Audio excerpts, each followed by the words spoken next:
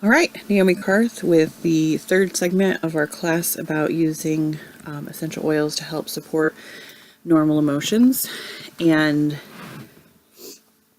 we're just going to cover this book briefly. I'm trying to get this cut short because I can hear my son crying. And I just want to explain a little bit about this book, why I think it's so important. Then I'm going to cover just a couple of kits that you can get through Young Living that I think are really incredible when you're working through your emotions. So the important part of this book, I think you should read through the whole thing, but the things that I found most helpful were she has an emotional reference, which I actually was like, I feel all of these, and it was really hard to pick a couple to focus on. She has an emotion, and then she has the other side of that emotion, and it's not always what you would think, but I'm going to use failure as an example because failure is something that I felt. Not that I felt particularly, but that I feel like was pushed upon me. Just there are people who have really negative views about having a surgical birth, and they won't hesitate to tell you what they think of that, despite the fact that you maybe did everything right and still ended up in the OR. And then I actually had some people in the hospital that said things that made me feel like a failure as well. So with failure, actually that's peppermint. I don't know why I grabbed Valor. With failure, the opposite of failure is unfoldment, which I actually had to look up the definition on that because I wasn't quite sure what that meant. But to me, I ended up seeing that as more like a flower bud and sort of opening myself up, because the way out of failure, the passage she has you say is, I accept growth. So I would visualize a flower growing. I know that some people have just been like, you're totally a hippie. That's fine. I don't care. It worked. And it's peppermint. And then it says that you're going to apply it to the thymus alarm point, and then it has a chart where it shows you where that is in the back here.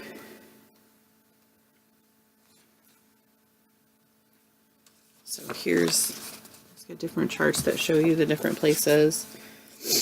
And I think this is one that it's you apply it like right here. It's like right across your breastbone. And so because it was so close to where my breasts are located, I was a little concerned about using peppermint, which is why I diluted it. And I've actually found that I tend to apply it just to my hands rather than actually put it there. So so I would apply that, and she has a recommendation, like you can kind of pick your own schedule as far as how you want to do that, and I chose so as not to get overwhelmed. I tried at first to do 10 times a day, applying each oil and talking myself through, and it was too much. So I ended up narrowing it down to just 3 times a day, as I was generally getting 3 meals a day, or I'd at least do it when I woke up. And I chose to do it for a month straight and see how I felt. And within a month, I no longer had nightmares. I certainly wasn't seeing myself through outside eyes as a failure. In fact, my husband and I talked about it. One of the hardest parts that I had post-surgery was waking up, because I woke up without pain medication in my body because I had been trying to have a natural childbirth. And so I woke up in extreme pain. They had sliced me open and stitched me up. And when I woke up, that feeling was very fresh. And, thank God I had support people there to get me through waking up, because it was the most horrible pain I've ever been in. And then they gave me pain medicine in my room, but all it ended up doing was giving me side effects. It didn't actually help the pain. And I'm still recovering from all of that. I have some issues with my scar still, and just, physically I'm still not okay, but I can look through outside eyes and I can say, how tough is that? Like, people will say that having a cesarean is the sissy way out, and I'm like, not only did I have a cesarean, I had a cesarean without pain medication.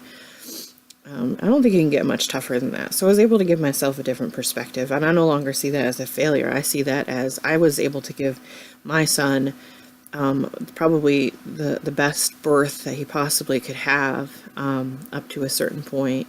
And, you know, I'm still glad that I chose not to take that medication. It was a personal choice. It's always a personal choice. And I just knew with all the issues I had, it wasn't the best decision for me. And so within a month, I started to have new perspective on what was going on in my life. And then the next step was that I continued to do those. And then I also joined, our team was doing a Wonder Woman challenge, which is where you use Endoflex and Progestins Plus. And I had kind of stopped my Progestins Plus use. I was using a drop occasionally, and I knew I needed to use more, but I was a little hesitant. I'm not ready to be a mom times 2 yet, and Progestins has a tendency to help my body be really excited about being a mom.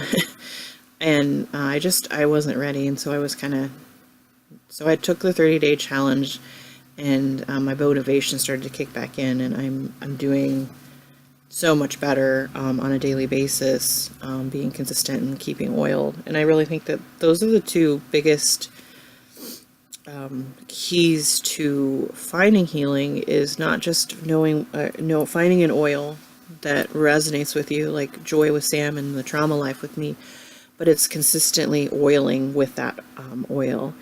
And I think that that's the most important thing. I think it's important to know how oils work and, you know, where to use them. That book is an incredible guide, but at the same time, like, oiling, getting the oil on you and smelling it is still better than not using it all. Use what you have. That's what we always say.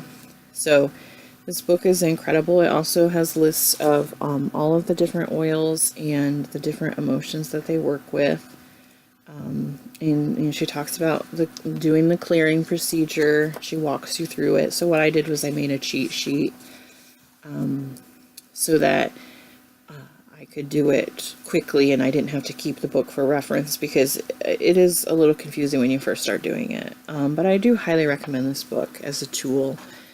It's well worth the investment. I believe it was like $15, $16. And if you are struggling with birth trauma, How to Heal a Bad Birth is a wonderful tool. I feel like it's incredibly comprehensive.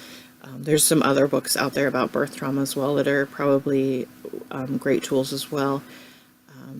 This book just really helped me because it gave me tools and ways to sit down and deal with things. So moving ahead, I'm trying to keep this short, so I just wanted to highlight 2 kits that I feel are really valuable through Young Living. And then Young Living has a whole line of emotional oils. And so what constitutes an emotional oil? Well, it tends to have an emotional name, like joy or forgiveness or hope, or magnify your purpose. And so, like, that's usually pretty obvious what those oils are for, but not only can they help overcome negatives, but they can help enhance positive emotions. So there's that incredible part of it. And then there's some kits. There's actually the Feelings kit that Young Living has. And if you are going to get that kit, you're also going to want to have this book. It's the Essential Oils Desk Reference. And if you can get the 6th edition, that's great. But if not, the 7th edition has it in there as well. But it has Gary Young's emotional protocol in there. And you can use the oils from the kit to do that. And then the other kit that I feel is really valuable is actually called the Infused 7 kit. And a lot of people know that as the Ula oils. And so you may have seen my Ula bands here. I'm wearing Finance and Fit today because those are the 2 things we're working on right now. So the Ula book is a book about balancing your life, and there's 7 areas in your life that they want you to help have in balance, and there's a band that goes with each color, and there's an oil, and the oils are actually incredibly valuable.